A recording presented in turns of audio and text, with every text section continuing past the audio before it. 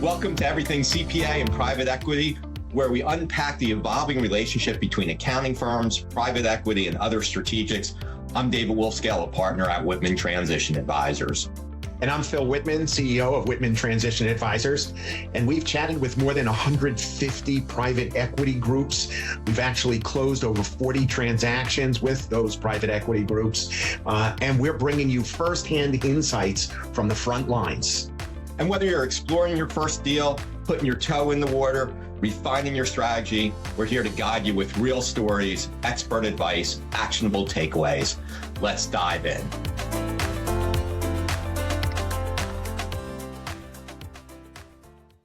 Welcome, everybody, to another episode of Everything CPA and Private Equity. And we're really a resource for leadership teams to understand what's going on, to get people's different perspectives, and so that you, as a leader, can make the best decision for you, your organization, your family. And today, I am so excited. We have Ron Weiner of Perelson Weiner on with us, a longtime industry leader, a Hall of Famer, perhaps, but somebody who has really been a leader in this industry, whose firm is, very strong. So, Ron, why don't you do a quick intro about yourself and your firm? I'll try to, but I don't want to sound pretentious or anything like that. So the firm is the result of a merger between Sam Perelson's firm and my firm in 1994. And we were a firm of about 20 people at that time. Today, we have 80 people in the firm. Sam Perelson retired and has since passed away 10 years ago, but he was a fabulous partner. We have, before we did an ESOP, which we did last year, which is a whole story unto itself, we have had 8 equity partners. Now everybody's an equity partner, but the 8 equity partners had been together on average over 30 years.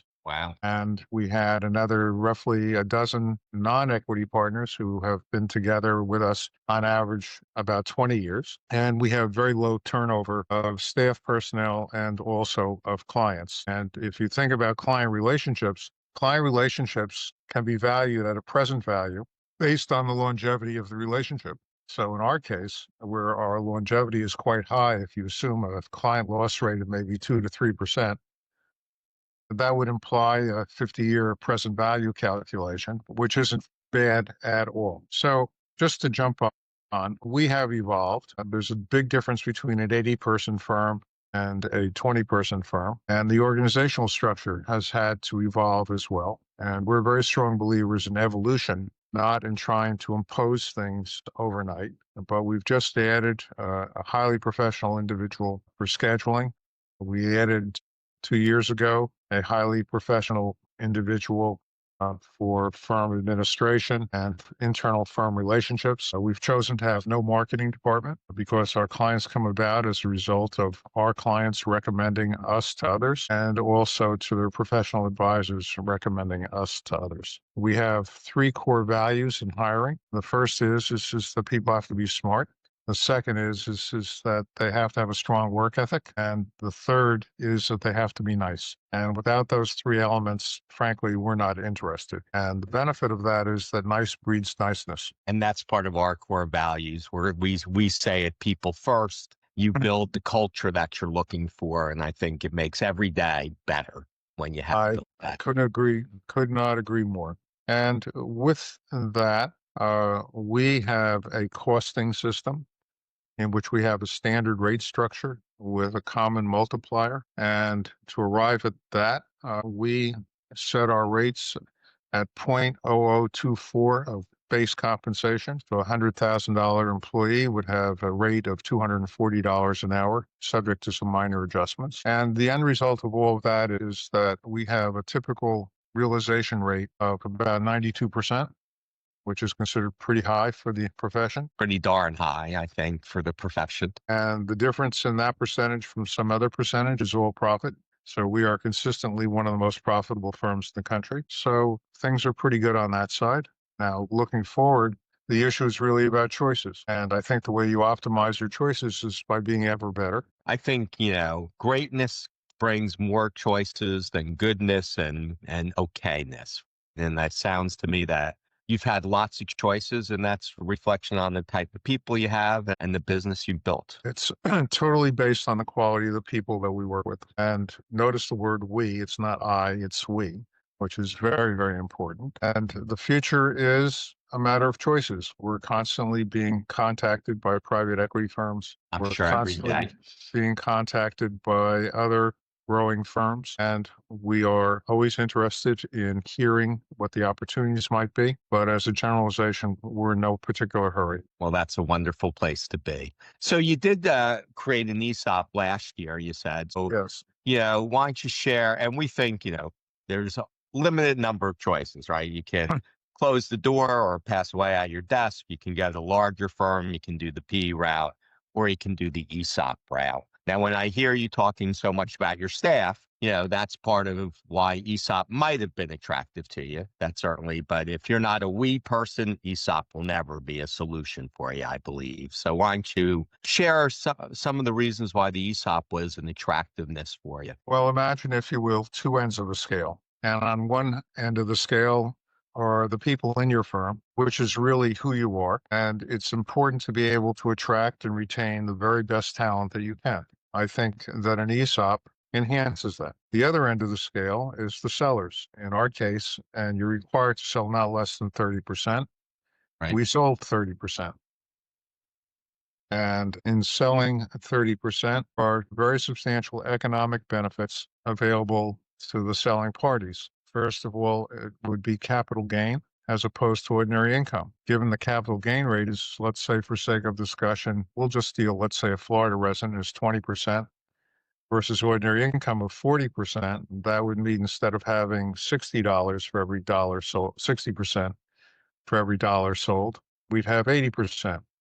That's a third more. Big difference. That's pretty attractive. And then there's a special provision, which is called Section 1042. And if you invest your proceeds appropriately in proper assets, you don't have to pay tax until you sell the underlying assets. So you then get the compounding benefit as well, not of the 60, but of the 100, or not of the 80, but the 100. So that's pretty economically attractive also.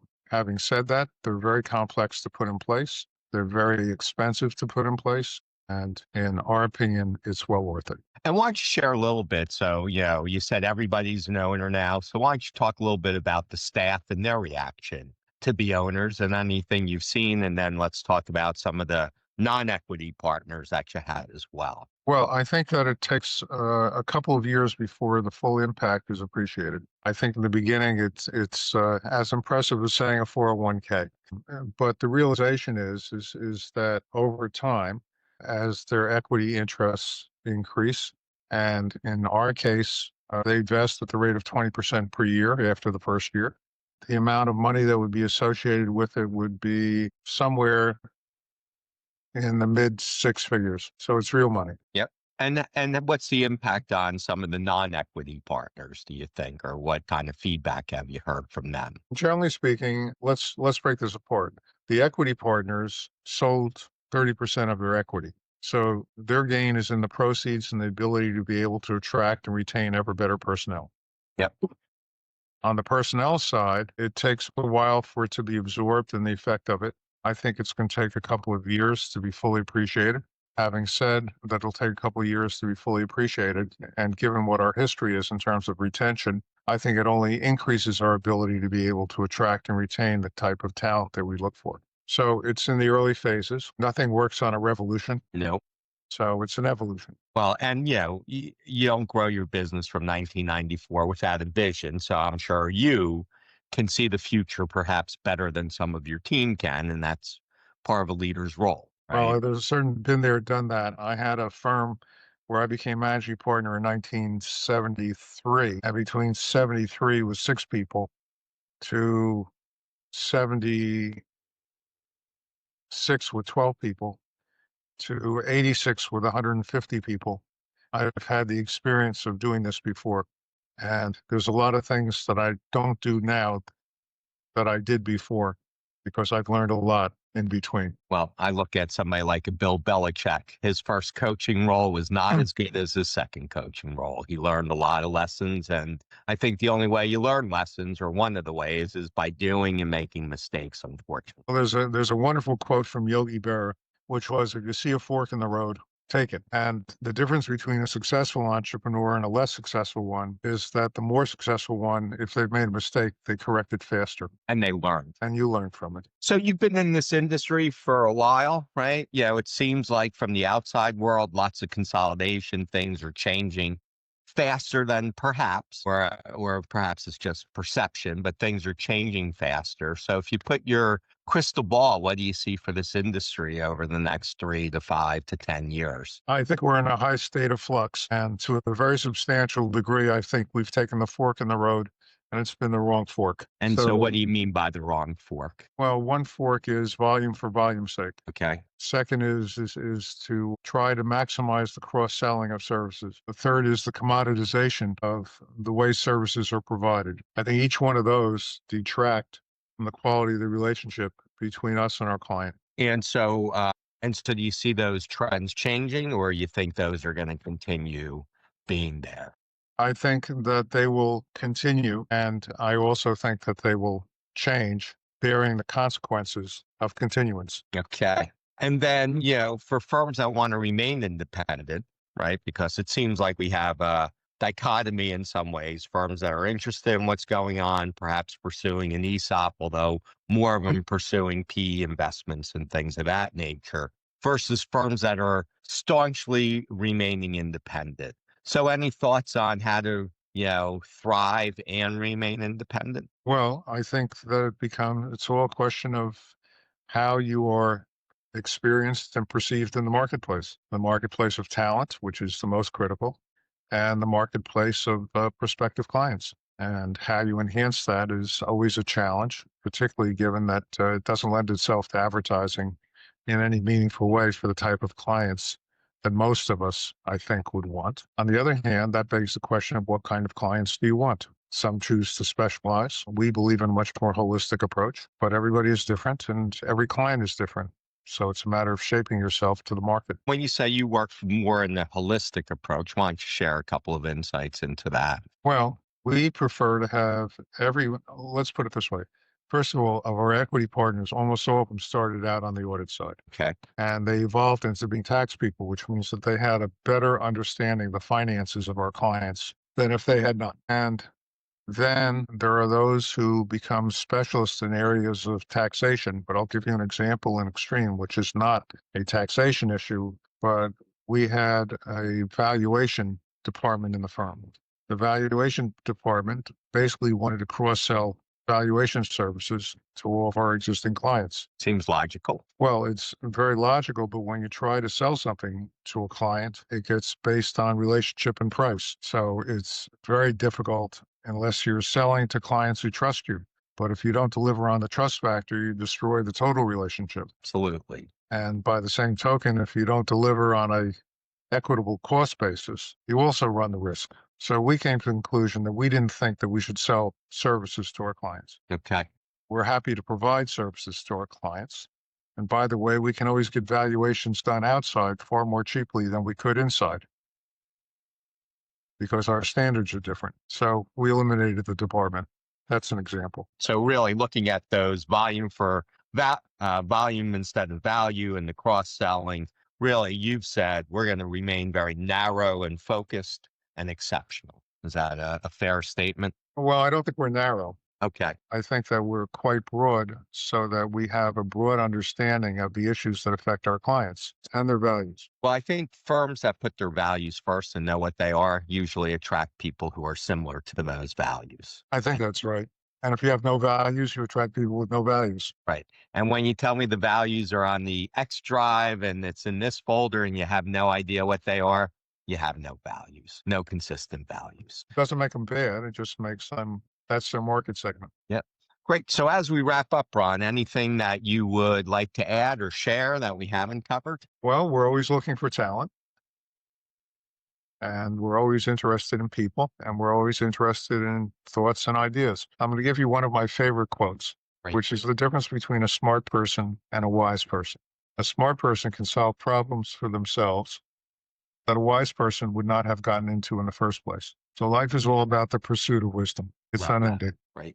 Well, on behalf of Ron Weiner, I'm David Wolfscale. This is Everything CPA and Private Equity.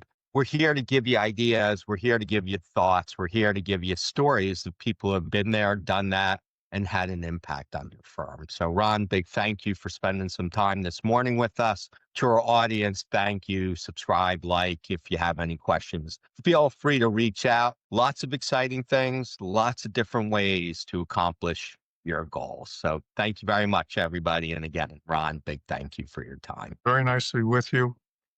Hope I spoke in a good way. Take care. Thank you for tuning into Everything CPA and Private Equity. Every episode brings fresh insight. However, there's always more to talk about. Don't miss an episode. Subscribe wherever you watch podcasts. Have a question or topic you'd like us to cover? We'd love for you to reach out to us. Together, we will help you navigate this dynamic landscape so that we can help you achieve your goals. Until next time, keep making moves that matter.